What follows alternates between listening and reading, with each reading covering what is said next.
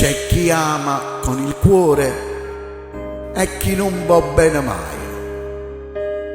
C'è chi cerca un'avventura e chi sogna un vero amore. C'è sta chi sciupa la vita e chi ha ressa per un minuto solamente abbracciata con mamma.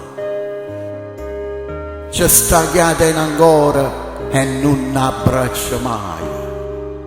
C'è sta chi la fa chiagnere e chi non la vede mai.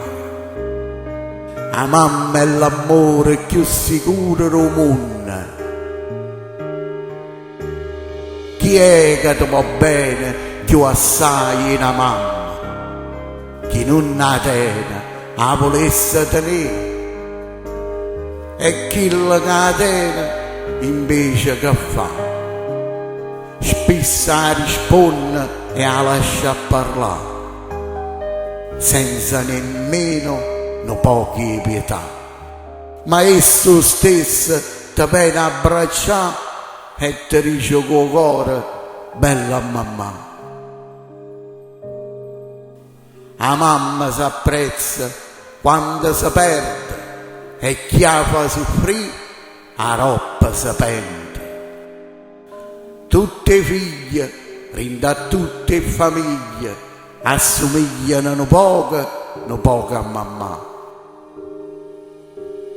Chi ne tiene all'occhio, chi ne tiene un carattere, c'è sta sempre qualcosa che non hanno pigliato. La mamma è una cifra pro DNA che se non la tiene non può cambiare.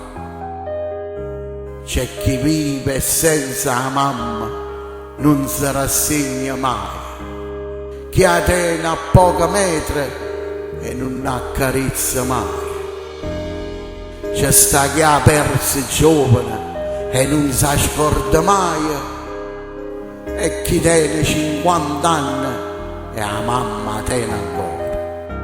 Si siete fortunati e non ve l'abbracciate, ogni giorno facete un peccato, perché quella che voi non facete trascurate sui sogni più belli e chi invece la perdete.